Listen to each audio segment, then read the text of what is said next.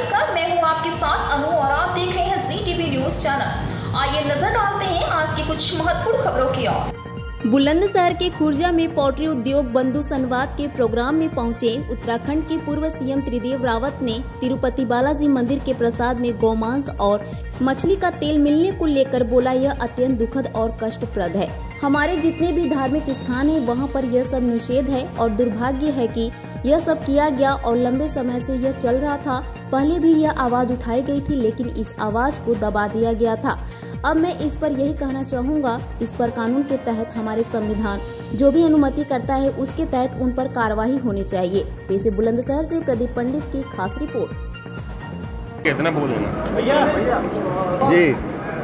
Sir, आप देवभूमि से आते हैं और अब चर्चा बनी हुई है तिरुपति बालाजी को लेकर के कि जो उसमें वहाँ का प्रसाद था उसके अंदर गौमांस और मछली के तेल मिला है और एक प्राइवेट लैब ने इसकी पुष्टि की। साथ ही वहाँ के एक मंत्री ने यह भी कहा है कि इस बात की हमने पहले भी बात की थी और लोगों की आस्था से वहाँ खिलवाड़ था। क्या कहना है सर? ये अत्यंत दुखद और कष्टप्रद है। हमारे जितने भी धार्मिक स्थान हैं वहाँ पर ये सब चीज़ें निषेध हैं और दुर्भाग्य है कि ये सब किया गया और लंबे समय से ये सब चल रहा था। पहले भी इस पर आवाज़ उठी थी लेकिन उस आवाज़ को दबा दिया गया। अब मैं यही कहना चाहूँगा कि इन पर कानून के तहत हमारा संविधान जो अनुमति करता है उसके तहत इन लोगों पर कार्रवाई होना चाहिए और जहाँ पर भी इस तरह की कोई संदिग्ध स्थिति पाई जाती है वहाँ पर जांच होना चाहिए ताकि जो हमारी आस्था है, जो हमारी भावनाएं हैं, उनसे कोई खिलवाड़ ना कर सके। एक और आज एक विवादित बयान दिया है AIM-MIM के जो अध्यक्ष हैं प्रदेश अध्यक्ष, AIM-MIM के जो अध्यक्ष हैं प्रदेश अध्यक्ष, उन्होंने सर ये कहा है मुलायम सिंह को लेकर के मुलायम सिंह जुआ खेलते थे और पहली बार जुआ में वो साइकिल जीते थे, इसलिए उन्होंने अपनी पार्टी का जो है वो साइकिल रखा। आज मुरादाबाद में सर ये कहा है। अब देखिए, अगर किसी पार्टी के अध्यक्ष ने बात कही है तो हो सकता है कि उसमें कोई सत्यता हो,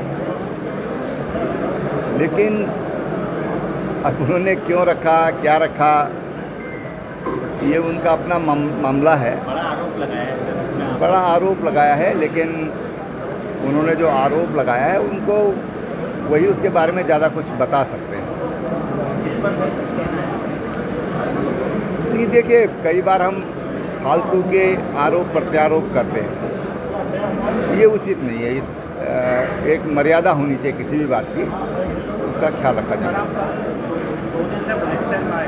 अलग अलग जाके संवाद कर रहे हैं, आज खुर्जा में भी आए, कंपनी में आप क्या कर रहे हैं? ये बहुत अच्छा रिस्पॉन्स है। भारतीय जनता पार्टी हर तबके तक पहुंच रही है। सदस्यता के माध्यम से कई तरह की जो भ्रांतियां हैं, कार्यकर्ता उन भ्रांतियों को भी दूर करने का काम कर रही हैं और जो टारगेट दिया गया है वो टारगेट लगभग अचीव कर लिया गया है। अभी 25 तारीख तक ये अभियान चलेगा और 25 तारीख को हर बूथ पर बृहद अभियान चलेगा, जिस दिन प्रत्येक बूथ पर एक प्रवासी कार्यकर्ता होगा जो पूरा दिन वहाँ पर सदस्यता अभियान को अंजाम तक पहुँचाएगा। सर, कर्नाटक के एक मंत्री ने ये कहा है, समीर अहमद ने, कि फिलिस्तीनी झंडा उठाना कोई गलत बात नहीं है।